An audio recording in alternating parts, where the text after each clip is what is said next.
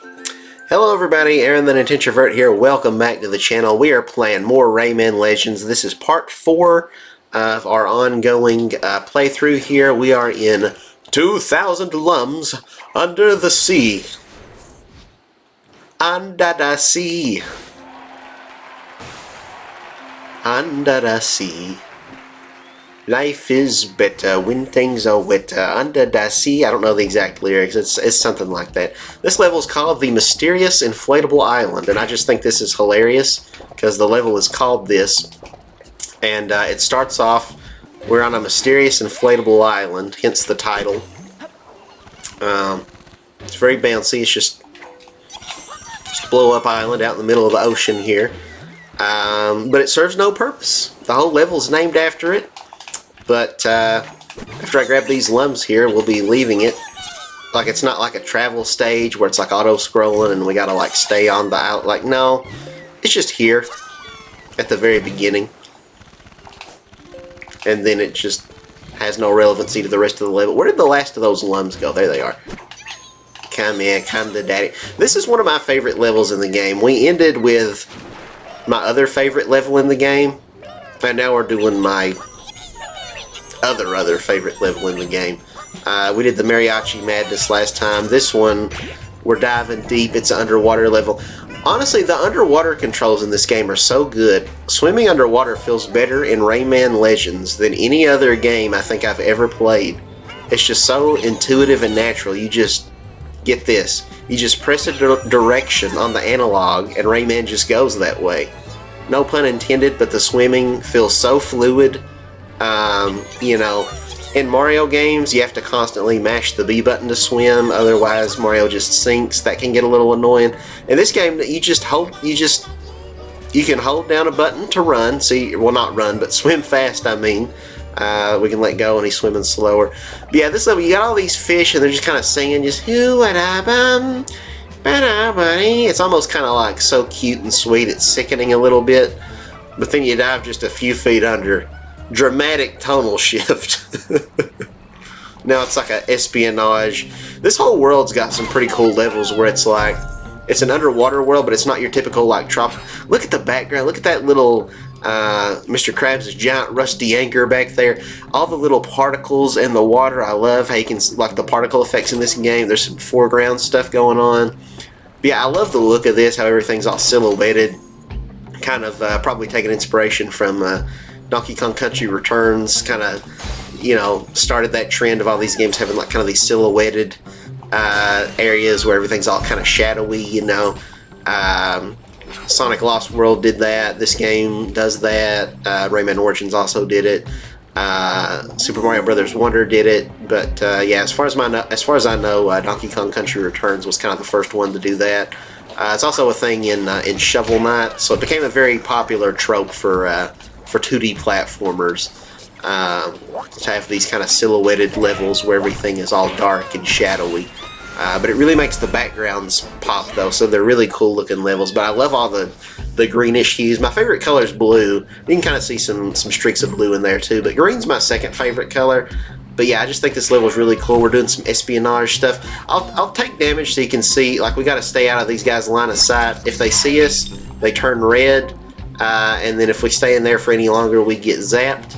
So yeah, we got to be kind of stealthy here. Kill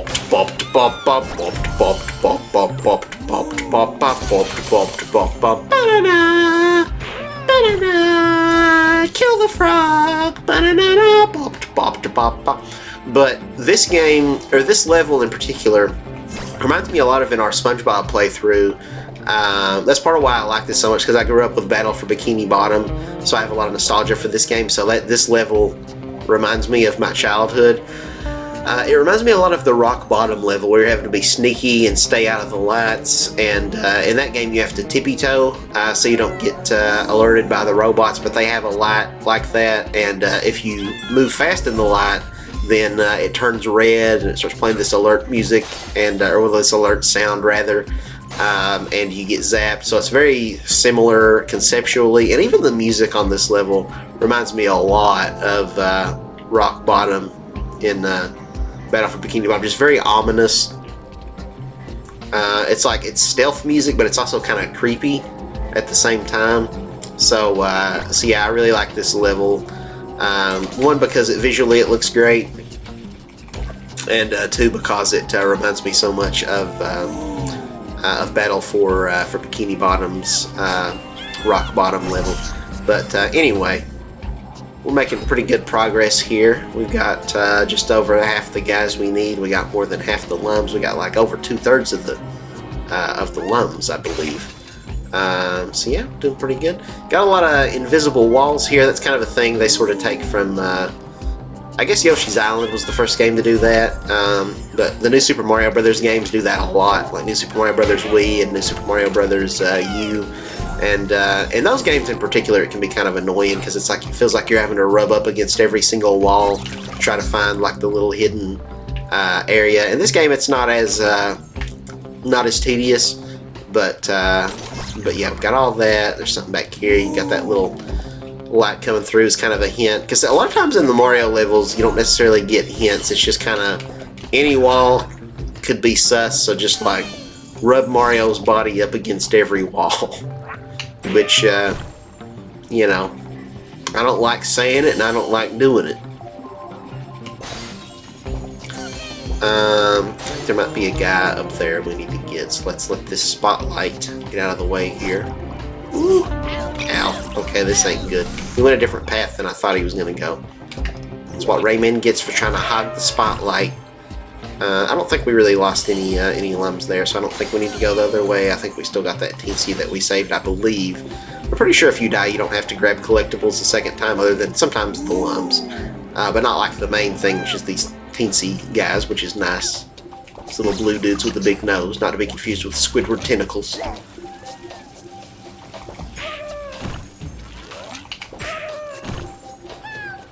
There we go. We rescued our next buddy. My neck is getting very stiff, tired. Sitting like this, I might have to, I don't know, get some extra pillows or something. But anyway, is that everything? Yes, it is. So let's exit the level here. Move on to the next one. Got some fireworks in like a submarine underwater. That seems kind of like a recipe for disaster. But yeah, it's our first level down in this world. This world's got some pretty good levels. Like I said, most games, I'm not the biggest fan of water levels. I'm just kind of like, oh, water levels. But the ones in Rayman Legends, pretty good. When we go back and do the Rayman Origins levels later, those water levels aren't my favorite. They still control perfectly fine, but just aesthetically, they're a little bit more generic water levels. But the ones here just look so cool.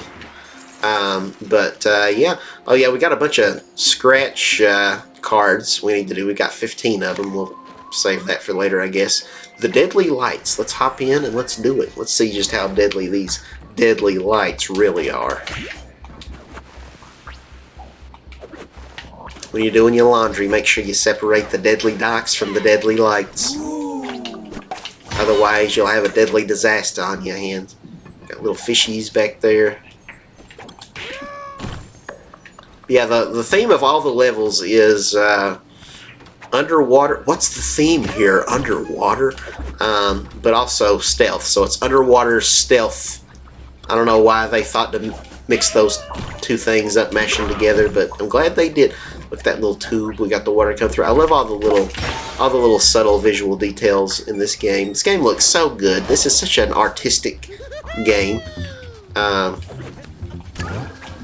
Every frame of this game needs to be like hanging in a museum somewhere. I just think it looks so good. Again, this game is like 11 years old, and I still think it's like one of the prettiest games I've ever played in my entire life. Okay, yeah, I haven't cut that. That puts the light out. We can do this. Do some of that. There we go. And I feel like I could maybe pull the camera a little bit closer to me. I don't know. I probably shouldn't do that. I'm going to like mess everything up here. Oh yeah, okay. We got to have him hit that. Change these.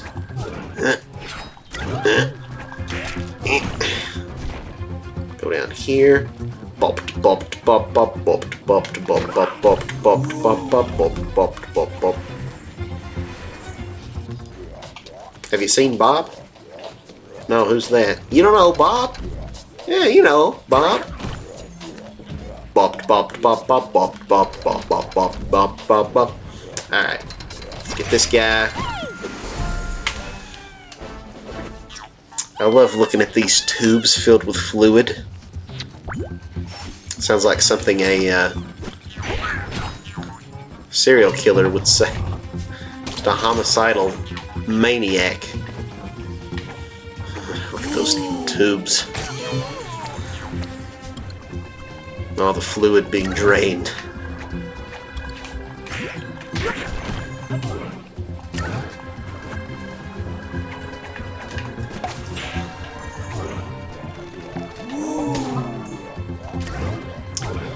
Or it could be something said by someone who isn't a killer, but still is very much a degenerate in his own way. Alright, shut that off. Do a little ground pound. Uproot that thing. Get that.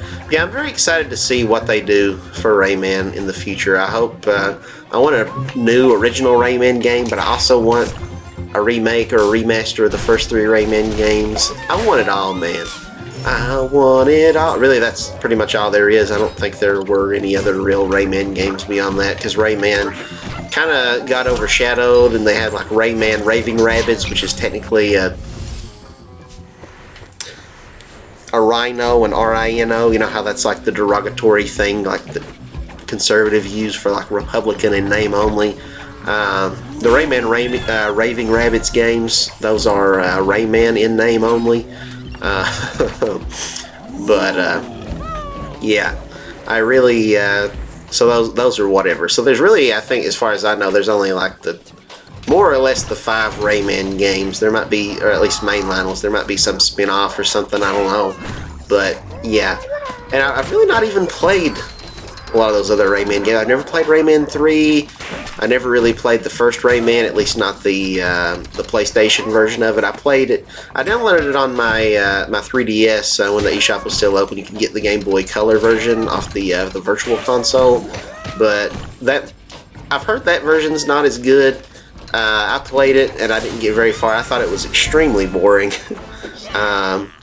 And like Rayman just felt very slow to control, and like, I don't know. But I want to play the you know, the console version of that game that was on the PS1.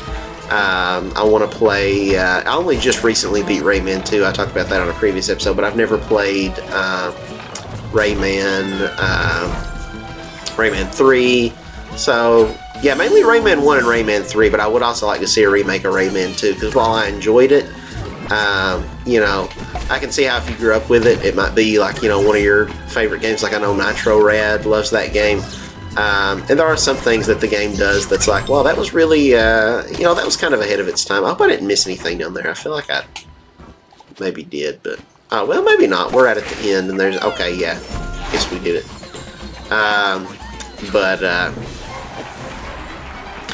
But yeah, to me, I thought it was alright. Like, I enjoyed it, but I wouldn't say I was blown away by Rayman 2. There were some elements that kind of frustrated me.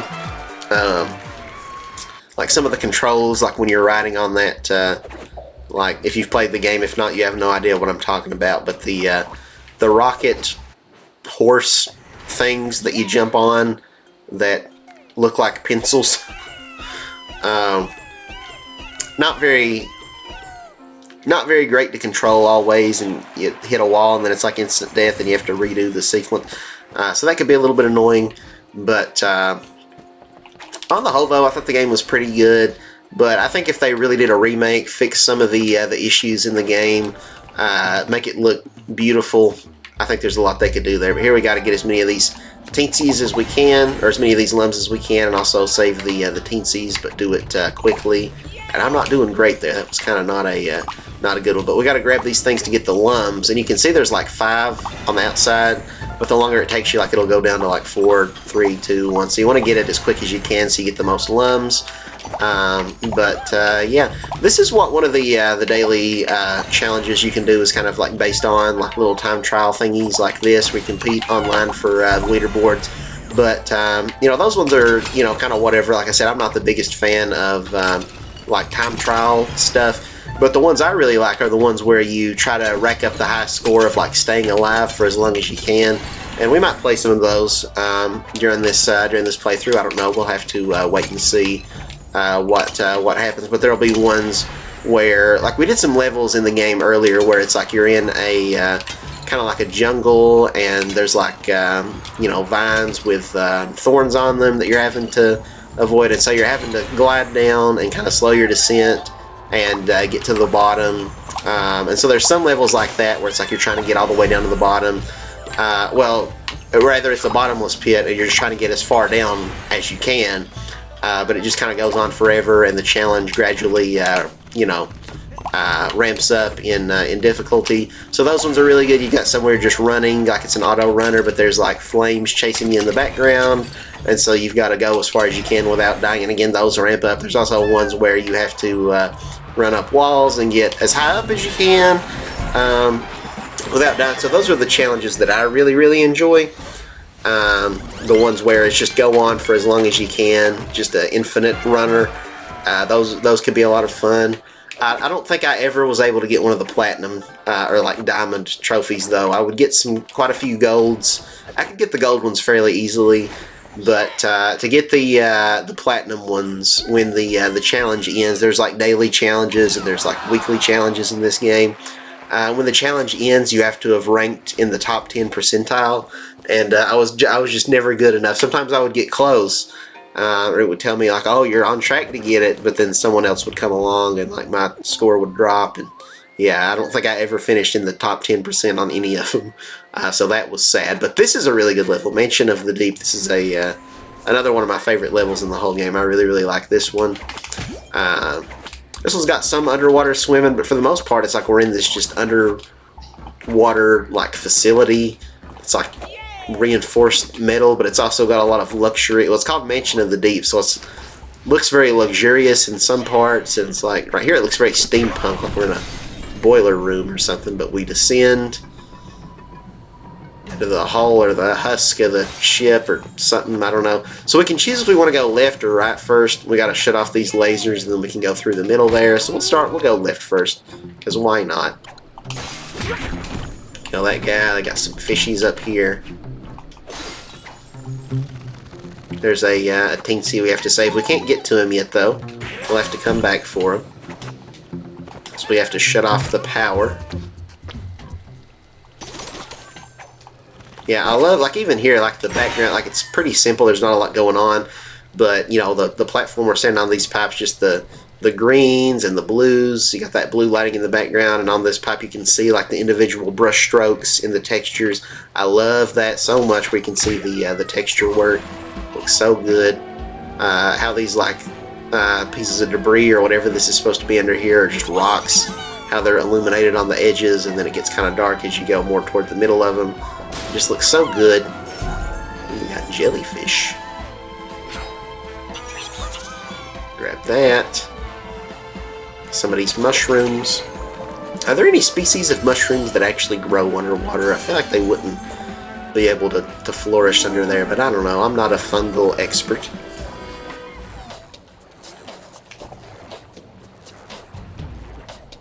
Alright. Let's be patient here. Ooh. We about got zapped by a jellyfish. I didn't mean to accidentally, unintentionally say a slur there. Apologies for that. I was trying to say zapped by a jellyfish, and then it just kind of... My bad. Please don't cancel me about that. That was not intentional. But anyways, see, that's the problem with doing YouTube.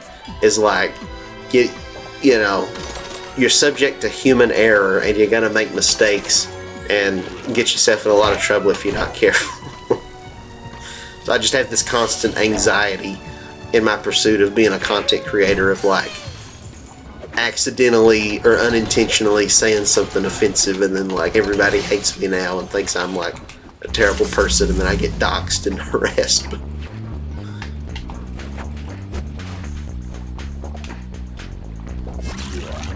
Ooh.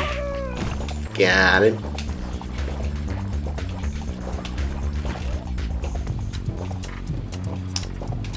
Okay, we already saved that guy. Let's get Mr. Toad Man. Ow! Wrong Toad. Okay. Is there anything over here? Did we already get? Yeah, I guess we already got what was here. Alright, let's make our way up. There he is. Ooh. I love that. It's so stupid just the way, ooh, whenever you're like near a secret, just like all these male voices. Ooh. Okay, yes, we can get that guy now that we've shut off the main power grid. This is like some Sly Cooper stuff here. Sly, I need you to sneak into the main control center. I'm sending Murray to help you. The Murray. Well, we might play some Sly Cooper on this channel at some point. I never really played those games until, well, when I was like 7, my cousin Brennan lent one to me on the like PS2, like way back when we were kids. And I didn't play a lot of it, but he let me borrow it, and I really enjoyed what little I played. And I never played it again until like 16, 17 years later, you know, when I got a PS5 and I played it on there where you can like stream them because it's the PS3 versions and you can only play PS2 games natively, but they didn't put the PS2 version on there. They put the 3D or the HD PS3 version. We got it. Look at this area. I really like the way this looks. You got the reflection of Rayman here, but here's where the pristine luxury side of thing comes in and not the boiler roomy stuff. We got a cozy red leather chair there. Red leather, yellow leather. Red leather, yellow leather. We got this little, not little, this very large stool, like footrest, I guess. We got a billiards table, a pool table with lights strung about it. I don't know what these are on top of the lights. Is that the pool balls? We got a little squid decoration, some chandeliers. I'm gonna swing from the chandelier. From the chandelier, and then we go into here, and it looks like a freaking Auschwitz or something. Like a this place is very unsettling. Like we've gone into the wrong part of Germany or something. Am I missing something here? I think we got to do something with the power, then we can get up there. But yeah, we have like 2 rooms of luxury, and then it just. Then we got the boiler room section, and then we just got like terrifying concentration camp area of the level. All right, here we go. Shut off the power grid, and then rescue that guy. Then we'll swim down, and it's kind of weird. I don't guess we've missed any of the teensies. It's kind of getting them out of order because it's like, you know, naturally, you know, the English brain, you know, because we read, you know, from left to right. And a lot of other, you know, Latin oriented countries. So, you know, when you're playing a game, you tend to go left to right too, because that's just how the brain just associates it. But if we go left before going right, I think we get the teensies out of order. So like now we're getting the early ones. So it looks like we've missed some when we've actually not. But yeah, let's get this. Let's rescue that guy. Liberate these little dudes. It's D-Day, boys. Storming the beaches of Germany. Bringing liberation to every one of these teensies. America.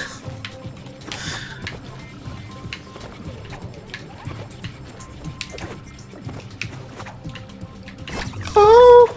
Right. Going here. I think the last one we need is in here. I don't know why when I dodged that laser I made that moaning sound that sounded more sexual than it needed to. I really like the music that plays here. It's very French. Again, the studio's French, but it's just very bonjour. Got my little got on my little boy, and I am making the lovely painting, and I'm eating the croissant.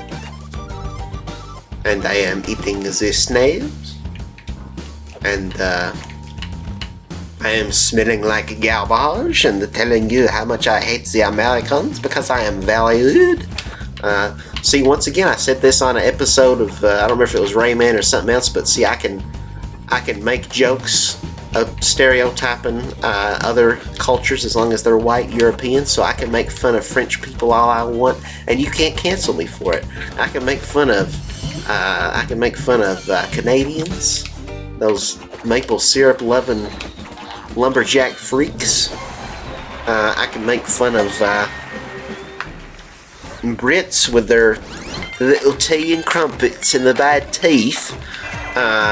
You know, I can make fun of them without fear of getting canceled. And that's what democracy's all about. Obviously, I'm just joking around. If you're from one of those countries, don't get offended. I love you. You're beautiful. What do you mean now you're offended because I kissed you without consent? Just no pleasing some people. Alright, moving on. Infiltration station.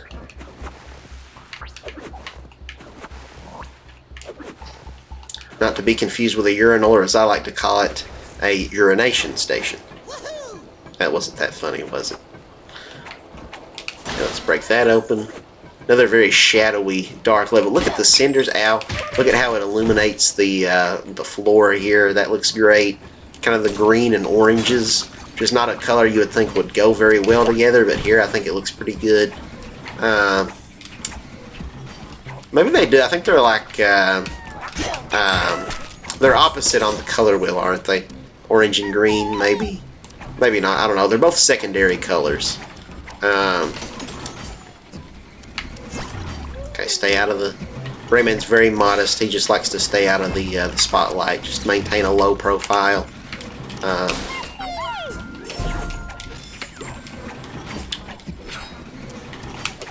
That's why my Facebook picture is pointed down at my chin. Get it a low profile. You see what... I'm just going to stop talking now. Okay. Move the metal object. Ooh. Okay, we're dead. Let's do that again. See, that's really what's going to get people offended. It's not my jokes that are insensitive to other European groups. It's my my bad puns, my cringe attempts at humor. All right, go through the door. Move that thing around. Thank you, Murphy. I wasn't really sure where you were going to move it, so I was getting a little nervous there that time. No, go. Yeah, keep going. You're good. You're good. Okay, turn around. Oh no, we missed the dude. Where's the dude? Where'd we miss the dude? We can't go back, can we? Let's restart the level. Better to redo it now than later and have to go through the whole thing all over again. Okay, so where was the first guy? So it's a little hard with a lot of these games where you're like looking for stuff and like a character that you need to rescue might let out like a faint call for help to kind of alert you when you're close to something. But I can't really hear that where I've got this headset turned up. I got that guy, didn't I? Did I miss him? How did I... What? Okay, well, no excuses. I can't blame that one on my headset. How did I miss you, little dude? What the crap? I did miss him, right? And I didn't restart this level for nothing. What the heck? Ow. Maybe I died and it respawned me, but it spawned me where I didn't, like where I needed to collect him again or something. That could be an explanation. I don't know. But, yeah, if not, then like I'm just a big stupid doo-doo head and that was embarrassing. Alright. Keep on trucking here. Okay, move the light for me. Fun fact, Murphy is the light of my life. If not for Murphy, I wouldn't be here right now. Murphy, that little frog man, saved my... That's not true. I'm just being stupid. I didn't want anybody to think I was really going to have like a deep emotional story about about how this game helped me overcome depression or anything, because that didn't happen. I have experienced a lot of depression and anxiety and stuff, and I've been able to overcome a lot of it. Still can be a struggle every day, but I guess it is for everybody. But not thanks to Rayman. Instead, came from a different sort of video game, one that's rated E for everyone, and it's called Therapy. No, really though, therapy is E for everyone. That should be like a slogan that we start saying. I think every person on the planet has something. Oh, these are ropes. I think I didn't know what this was. Yeah, I think everybody has something to benefit from therapy at some point in their life. You know, not saying everybody should take their 3-year-old to get therapy. Maybe they do need it. I don't know. But, when you're that young, hopefully, ideally, you're not going through that many problems. But as you get older, and you start losing your innocence as the dark realities of the cruel world set in, and you realize just how much evil and hatred and bigotry and prejudices and unjustness there is in the world, then it can weigh pretty heavy on you. So yeah. And when that happens,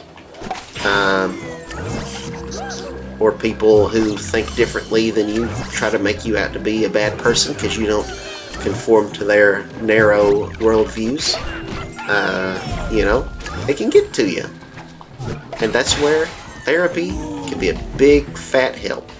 And, depending on the therapist, if they're a specialist in if you got a specific disorder, sometimes they can be pretty expensive, but, you can't put a price on your mental health. You really can't.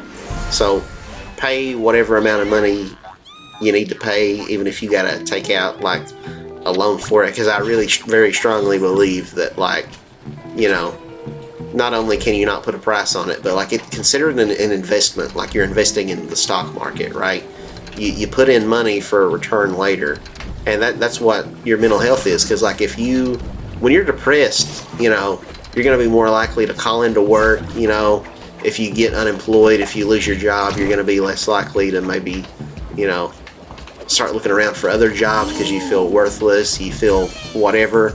But if you invest money on your mental health, that's going to make it easier for you to make money in the future, because you're going to be more motivated. Things that were once a lot more scary and daunting are going to be easier. You're not going to feel as unworthy to pursue these career goals that you want for yourself, and suffering from imposter syndrome and all that fun stuff. So yeah, it doesn't really,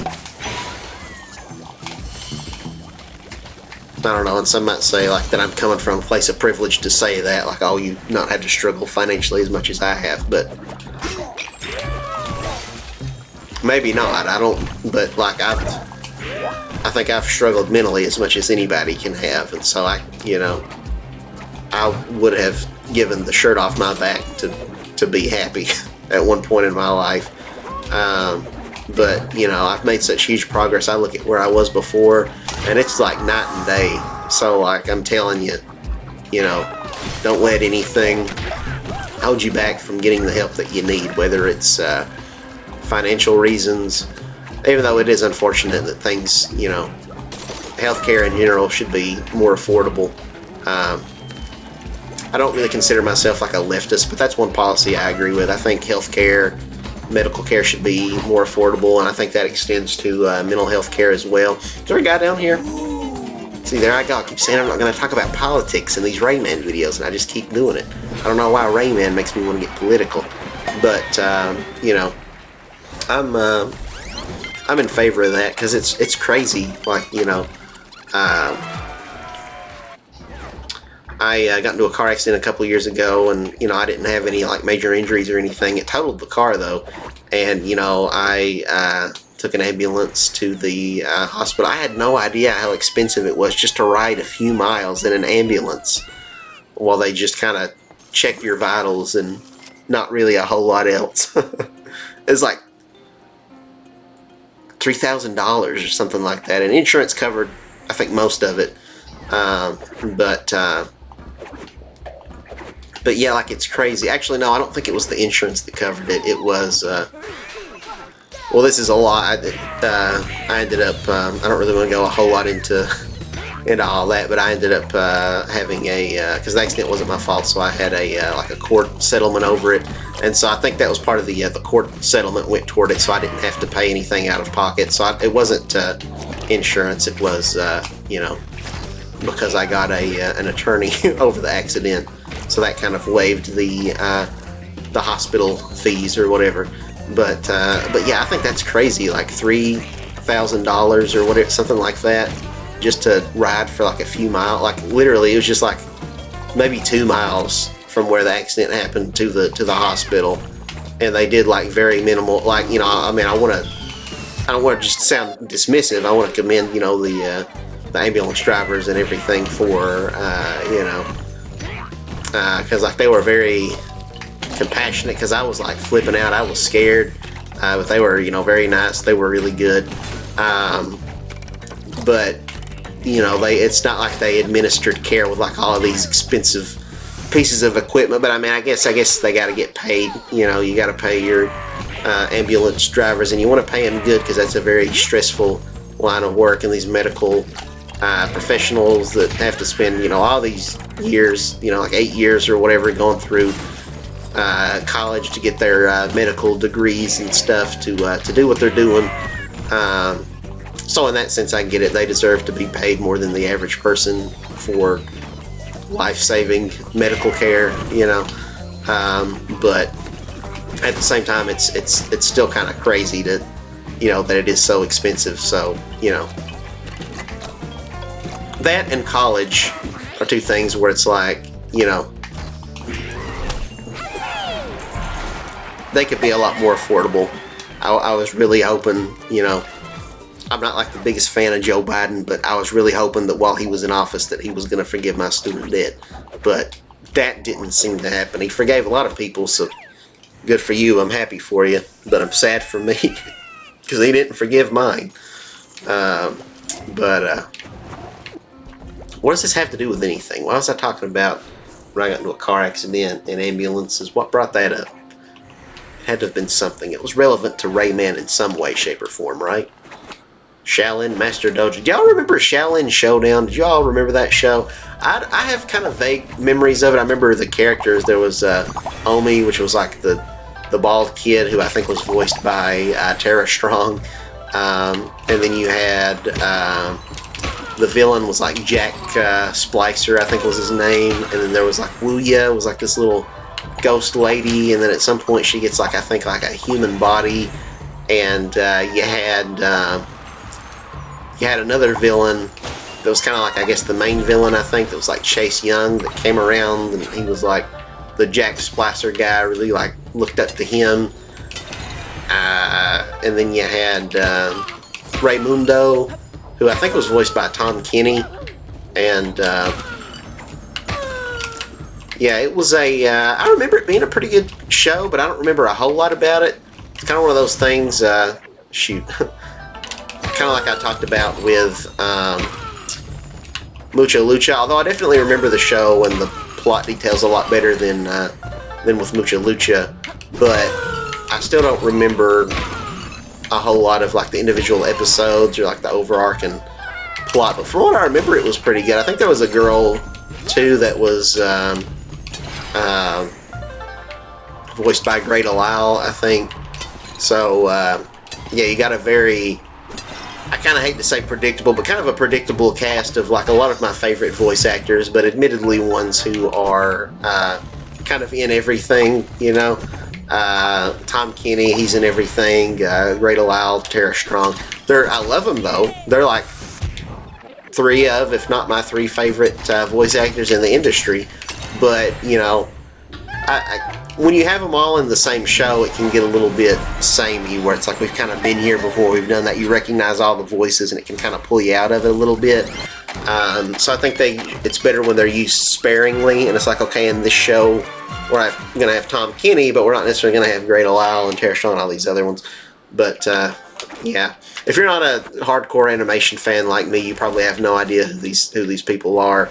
Tom Kenny is best known as the voice of SpongeBob, but he's done a bajillion other things. He does the Ice King on Adventure Time, and he does SpongeBob. Man, he does the mayor on the Powerpuff Girls, and he also does the announcer who says, "The city of Townsville, and once again the day is saved thanks to the Powerpuff Girls." He does besides SpongeBob, he does Gary the Snail. Meow. He does Patchy the Pirate. Ahoy, kids! He does the French narrator too. Hours later. Look at this. This looks nice. Probably some other characters on the show I'm not thinking about right now. But yeah, so he does a bunch of SpongeBob characters, including SpongeBob himself. He does Eduardo, which is like the Spanish purple monster from Foster's Home for Imaginary Friends. Like, hola, Mac. Hola, Azul. He does a lot. You name a cartoon, and he's probably been in it. He was in Fairly Odd Parents as Cupid. He was in, I don't know, he's in a lot of stuff. He's in everything.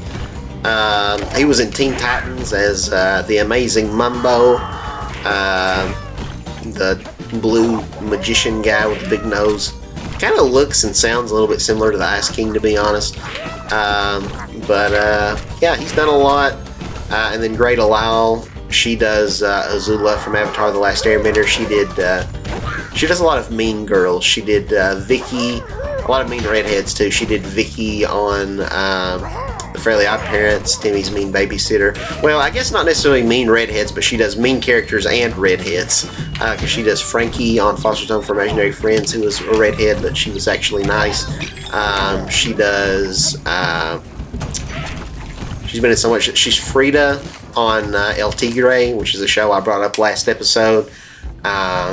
She does Mandy on The Grim Adventures of Billy and Mandy.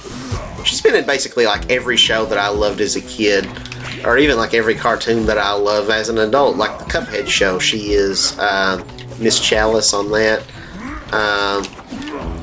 Let's kill this guy. Rescue this those gears. Them some big old gears. Some big bolts, but do they have big nuts is the question. The guy's throwing electric-y stuff, but also some rubber duckies for whatever reason. Didn't take any damage from it, so that's nice. Secrets. But yeah, Great Lyle, she does a bajillion different things. She's Sam on Danny Phantom. She's been in like pretty much all of Butch Hartman's shows. She was Kitty on Tough Puppy. Speaking of Butch Hartman's shows, Tara Strong, she does the voice of Timmy Turner, and she does Raven on Teen Titans. She does who else does she do? I think she was she was Buttercup on the Powerpuff Girls, and I believe she was also she's Tommy Pickles on Rugrats. But yeah, she's another one that's been in everything.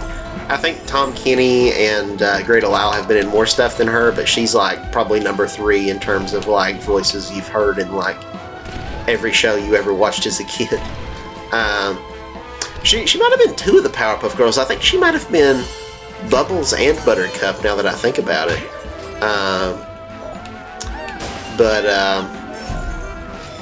But yeah, she's done a bajillion different things. I've met Tom Kenny at a comic convention, and I met Great Lyle, but I've never met Tara Strong. So I'd like to meet her at a convention one of these days. Hopefully that will happen. She'll come to one near me, because I ain't going all the way to, San Diego for Comic-Con, wherever they have it at. Stay out of the light so we don't die. You gotta stay alive. Staying alive, staying alive. Staying alive. I can't hit those high notes anymore. I used to good, but then puberty happened. Puberty. Now I sound like a man. Not really. I sound like a nasally redneck hillbilly. That's one thing, like, I have no problems with, like, my weight or my appearance. If I was self-conscious about anything of, like, my physical attributes, it would be my voice a little bit. But I've never really felt, like, ashamed of my, like, body or anything, or, like, you know, maybe a little bit when I was a kid, because when I was, like, around 10, I was a very chubby kid with a lot of baby fat. I was a chunky boy. But beyond that, I've never really cared too much about my weight. Actually, I was talking earlier about like mental health and like getting therapy. But there was a point where like I lost a lot of weight when I was kind of struggling mentally because like I couldn't eat. And so once I got better, like I can remember like it had been probably like years before I had eaten to the point where like I was full and like my stomach hurt because I ate too much, you know. So I can remember as I got better, you know, with like therapy and stuff, just how proud and how happy I felt the first time. Like it made me almost cry the first time that I ate, to the point of like feeling full again, to the point where like I'd lost that weight and then I gained it back. I've got like stretch marks on my arms and stuff now and on my sides that for the longest time it was like that was almost like a victory medal for me. Like I was proud to have those stretch marks because it's like this is symbolic of my victory over these mental health struggles all these years that made it hard for me to eat. So it wasn't like I was like not eating for reasons like, because even then it wasn't like caring about my weight or appearance or thinking I was too fat. It was just like, some people stress eat, but like I'm the opposite. Like if I experience a lot of anxiety and stuff, it just makes me sick to my stomach, and like I just physically can't bring myself to eat because I feel like I'm gonna like throw up, just constantly nauseated. So yeah, that was kind of the reason for it.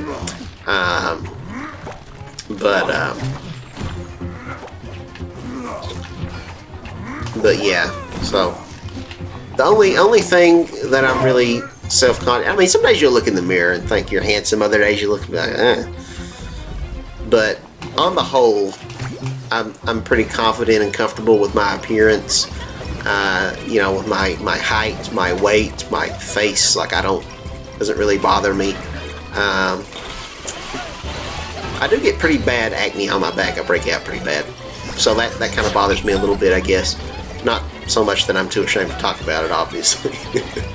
But yes, I guess that kind of, but that's not really a permanent thing. Hopefully, you know, I can clear it up. Maybe, you know, I'm genetically disposed to be more likely to, you know, just always have acne. I don't know, because like I'm in my mid-20s now, so you would think that like, you know, well after puberty that would go, but like I don't know.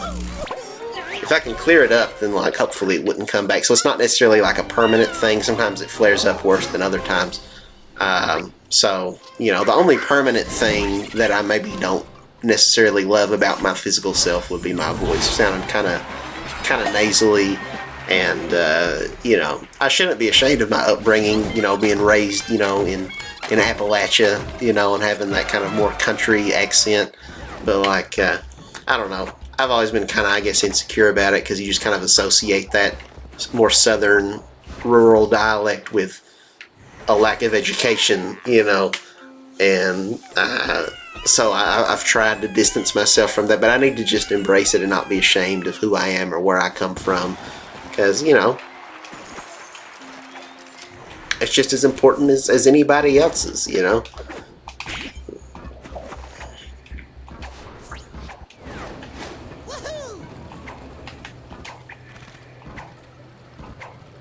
That would be like, you know, I would never tell, you know, a black person who grew up like in the, you know, in the hood or whatever to change his dialect to sound more quote unquote proper, because that would just be prejudiced and discriminatory, and he or she should be proud of, and of the way that they talk, because everybody's got their own unique dialect. So if I wouldn't say that to somebody else, and I understand that would be offensive, why do I say it to myself? So I don't know. We always talk about the golden rule, like Jesus says about do unto others, as you would have them do unto you. Treat people the way that you want to be treated.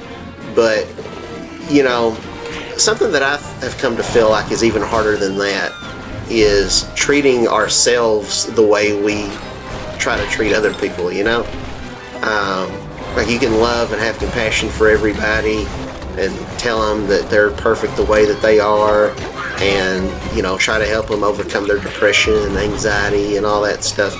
But inwardly, like you're saying all these negative things about yourself. Like I was just like tormented through school. I didn't really have a lot of friends, and it wasn't, I was viciously bullied, not by any of my classmates, but by myself. I was my own bully. I was the one, who I was in a toxic relationship with myself, and I didn't make a lot of friends because, it wasn't some other toxic person telling me that they wouldn't accept me or they wouldn't whatever. It was me telling me that, I've never had anyone tell me, you should offer yourself, you should whatever, because you're a terrible person, you're horrible, this and that. But yet the only person who ever bullied me with hateful stuff like that was me, And I don't know what my point is. I do a lot better now, though. But like I said earlier, every day can still be a struggle, but it's night and day compared to where I used to be. So if you're struggling, there's always hope.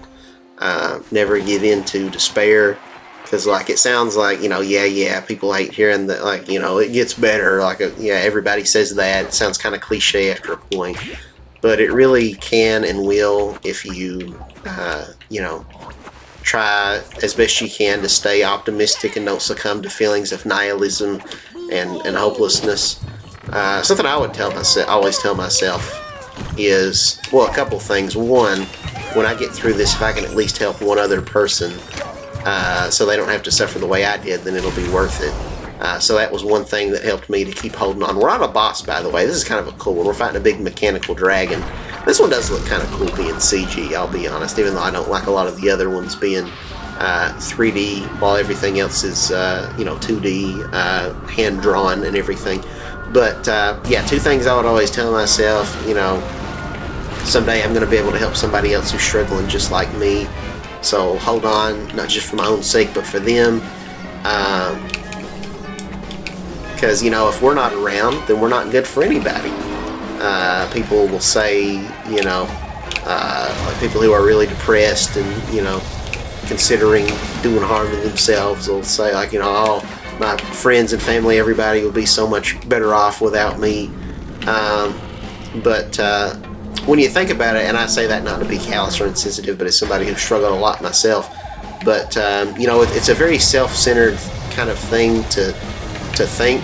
Like at the end of the day, none of us hold so much importance and influence, good or bad, that everything would be so much better in the world or so much worse with us gone. And again, that's not to sound callous or insensitive, but I think it's freeing, it's liberating when you accept that. You're holding on to too much responsibility. Other people's happiness and well-being doesn't depend on you, and so you got to quit putting that pressure on yourself. But also, you're objectively, you might feel worthless, but now, but if you're gone, then there's nothing more worthless than that. And if you think that you're a burden now, you leave behind people with all the funeral expenses and everything else, all the emotional trauma and whatever else, and you might say well, they'll eventually get over it and then they'll be better out. But no, you never get over something like that. That grief is gonna live with them forever, like your parents,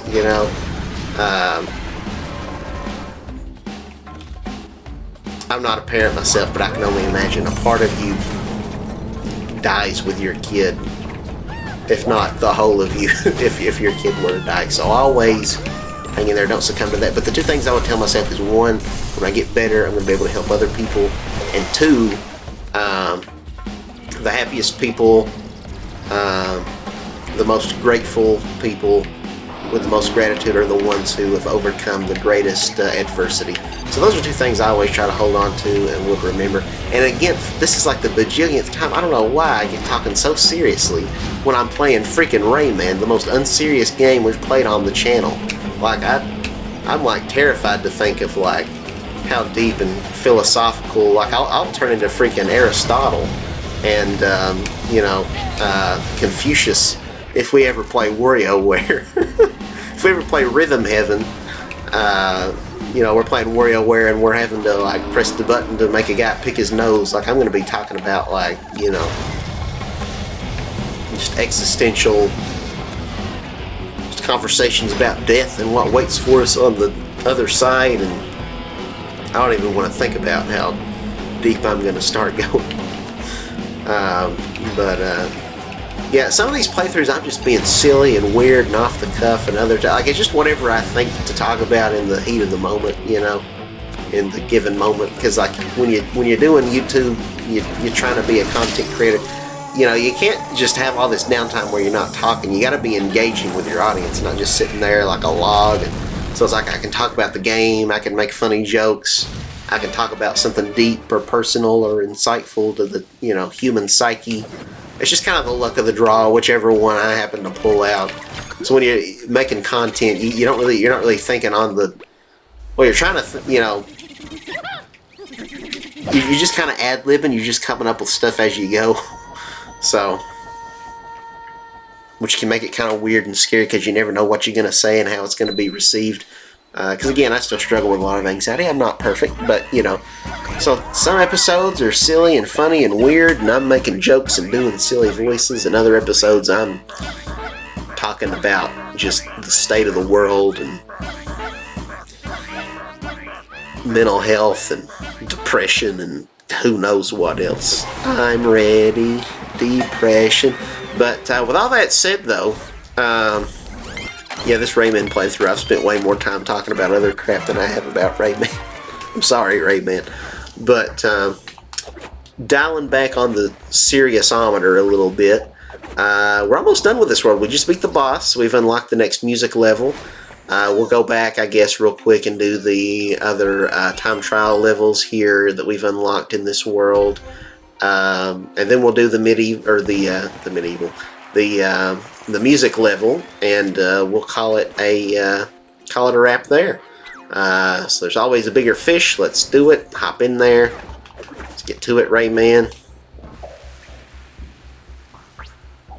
Or if you are dyslexic, you might read it as Man Ray, but that's a completely different character. That's a villain from SpongeBob who, I guess, canonically turns good later on in the show. It just kind of depends on the episode.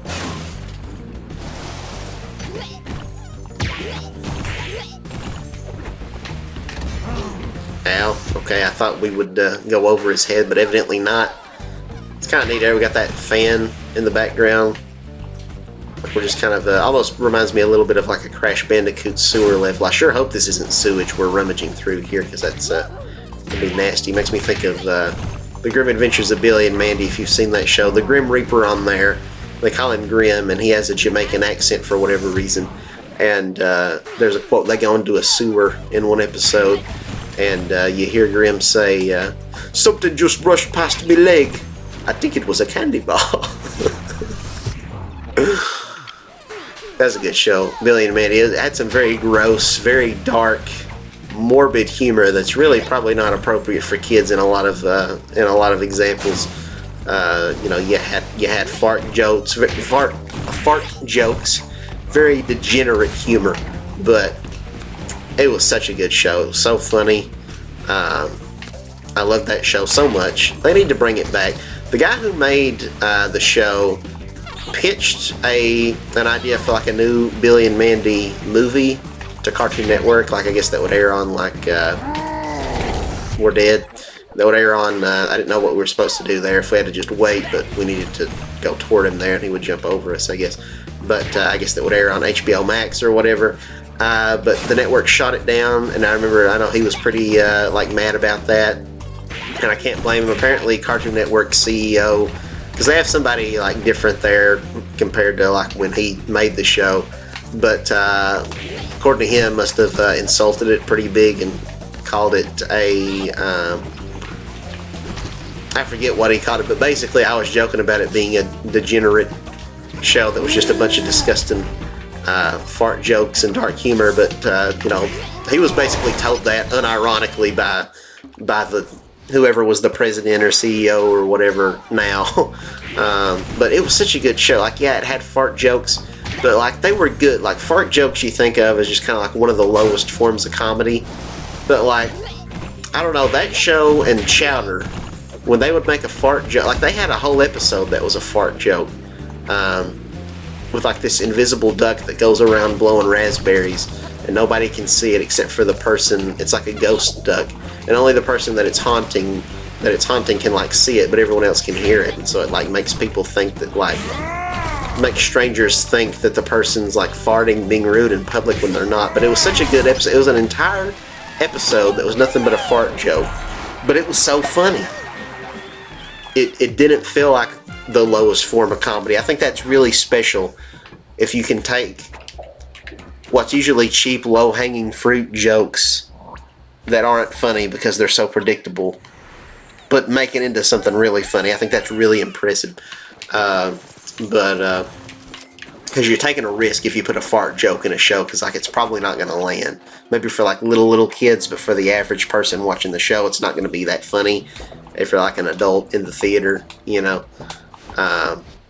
Especially like, you know, imagine like going to the movies and you're watching a PG-13 or like an R-rated movie, but they put fart jokes in there. It would just be very cringy in most circumstances. But if you can actually do one and make it funny, like you're one heck of a comedian. Like, that's really impressive, you know. Because again, it's such low-hanging fruit that if you can take that and make it funny. See, we were talking about depression and like self-harm and crap, and now we're just talking about like what makes a good fart joke. See, that's the kind of random insanity. Okay, I didn't realize there's going to be a button we'd have to hit. That's the random insanity you can expect from this channel. You never know what we're going to be talking about, but I'm always just going to try my best to be my authentic, genuine self, whether I'm talking about socio-political issues, or I'm talking about just geeking out over my favorite nerdy stuff, or I'm sharing personal stories about my mental health recovery journey, or if I'm, you know, talking about this being a safe space for everybody and welcoming everybody in, or if I'm making dumb, weird jokes about toilet humor and doing silly, stupid voices and impressions. It's just a complete mixed bag. You never know what you're going to get for this channel. But, you know, you're always going to get me and my authentic, unfiltered personality for the most part. I mean, I guess you got to have a little bit of a filter. But, you know, just being my true self, minus the intrusive thoughts. That's the only thing we'll filter. But not being afraid to share the more personal, intimate, and also weird and silly thoughts. So, you know, I always miss those right at the beginning. But here's our musical level. This one is, I think the level's called Glue Glue. We still miss those lumps, but whatever, it should be fine. And this one's based on, I think this song comes from like the movie Kill Bill, I believe. I've never seen it, but I remember I used to hear this in commercials all the time as a kid. I think it was in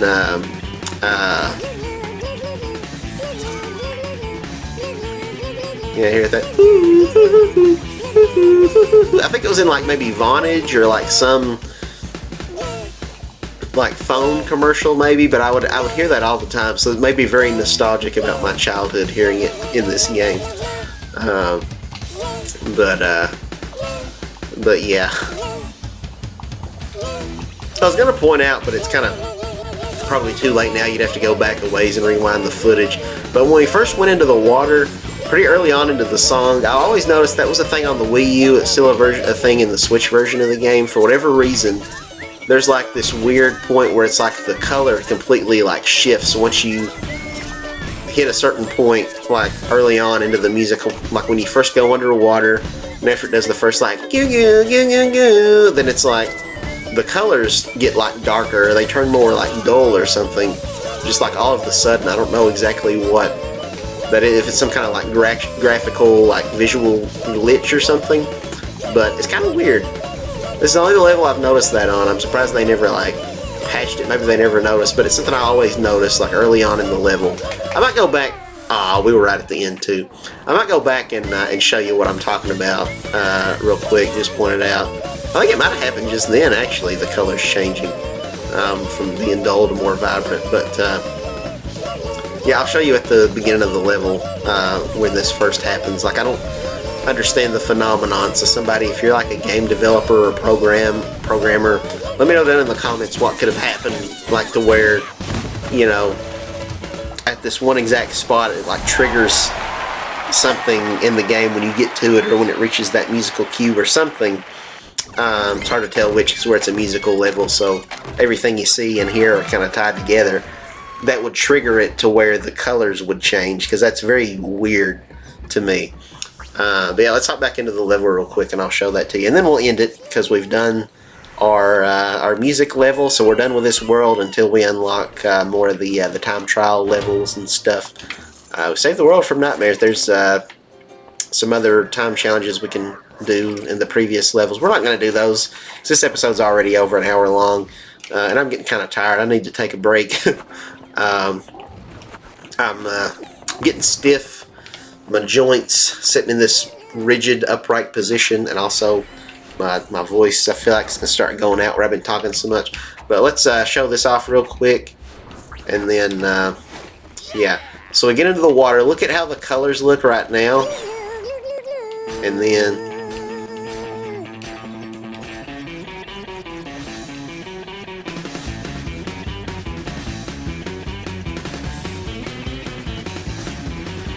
I thought they changed by this point. Let's restart it. I didn't catch it that time. I swear it happens though. Restart. Maybe I'm just insane. Okay, so there's the background. I wonder if it's affected it where we've already done the level. I don't know. Let's see. Yeah, I was thinking it was like, I don't know. Whatever. It was very distinct the first time it happened. Somewhere through there, you can replay the footage. The colors completely change like that, like on one frame, and then it stays that way for the rest of the level. But I can't get it to replicate that, so I don't know what's happening. But it was a thing, I'm telling you. I'm not crazy. I feel like I just gaslit myself. I swear that was a thing. Okay, well, I go have an existential breakdown. Thank you so very much for watching, and I hope you consider liking the video, subscribing to the channel. Technically, we've only got one more world to go, and then we'll have beaten the game. We'll be on Olympus Maximus. I still have these scratch cards, but we'll just keep hoarding them. I'm kind of ready to end this episode. But yeah, we got one more world, but we're far from over with the game, because once we do that and the credits roll and everything, we can go into these back to Origins levels, which is like virtually every level from the previous game that came before this, Rayman Origins. It's been like remastered. So it's like 2 games in one. They like redid the visuals here.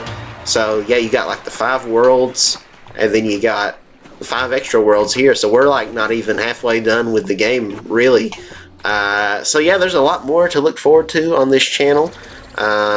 Still got at least like 6 more episodes of this, probably maybe 7, I don't know. But yeah, please stay tuned. Feel free to like the video and subscribe if you're interested. I would greatly appreciate it. Is that a rabbit's reference? The like teeth, the big buck teeth on that little, whatever that instrument or whatever is supposed to be. Looks like a rabbit. But anyway, I'll catch you guys next time. Thanks so much for watching. Bye bye.